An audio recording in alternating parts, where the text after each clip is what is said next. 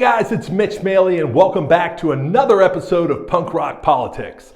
Today we take a look at what's really happening with the United States Postal Service and what should be done about it. The Postal Service has of course once again become the subject of debate after President Trump resumed his criticisms of the agency during COVID relief funding negotiations.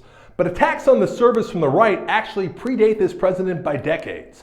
As the popular conservative narrative goes, the Postal Service is an antiquated agency that never recovered from email, texting, and social media replacing snail mail, and the agency, which has lost money for 13 consecutive years, is on the verge of bankruptcy mostly because the government just can't run anything as well as private for-profit businesses can. All of this, of course, is completely untrue. In reality, the United States Postal Service is one of the most impressive and successful enterprises in the entire world. It handles 47% of all mail delivered on the planet.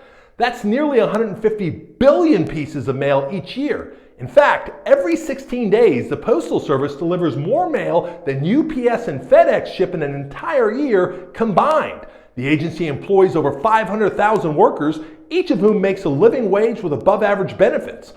Were it a private company, it would rank in the Fortune 50.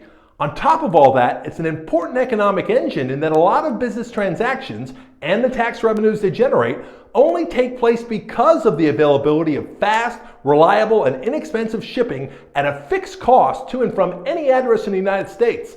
It's no wonder that according to a Pew Research study, 88% of Americans have a positive view of it, higher than any other government agency. So, why is it getting all the bad press? Mostly because of a series of moves made by economic libertarians in the Republican Party who have been relentlessly attempting to make an argument to privatize the service for decades. It started with the Postal Reorganization Act of 1970, which removed the Postmaster General from the presidential cabinet and downgraded the Postal Service from a federal department to an independent federal agency.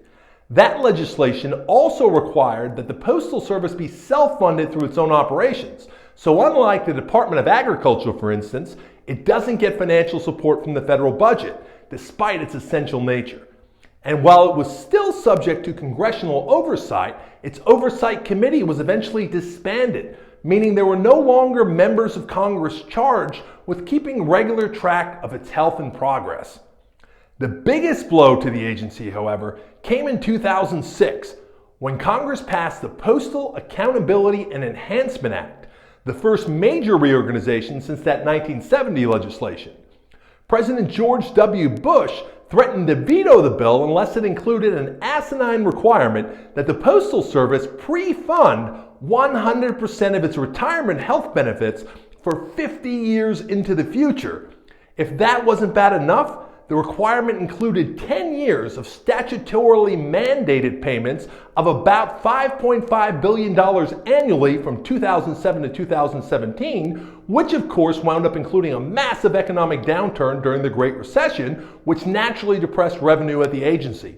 As a result, the Postal Service began defaulting on its future healthcare obligation payments in 2012 and has been hemorrhaging money, on paper at least, even in good years. With the current economic downturn caused by COVID-19, the agency is again under a microscope. But if you simply back out those absurd prepayments, the agency would have actually turned a profit in almost every one of those years.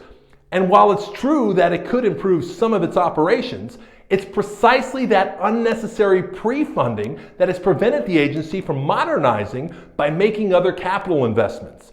Coupled with the requirement that its retirement funds only be invested in increasingly low-yield U.S. treasuries, you start to get the impression that the Postal Service is being set up to fail. And you're not wrong. Arguments to privatize public resources are often made by engineering financial chaos and then falling back on the old free market trope that the government just can't get anything done right. In actuality, privatizing U.S. postal operations would be bad for everyone and the U.S. economy at large.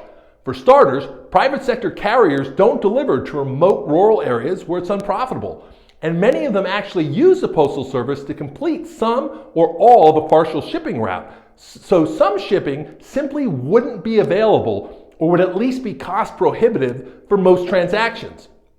Replacing those 500,000 federal workers with lower paid employees who don't get nearly as good of benefits would have a negative impact on those families and their role in the economy, not to mention all of the tax revenue that would be lost from small-scale economic activity that would no longer be viable. So don't believe the hype.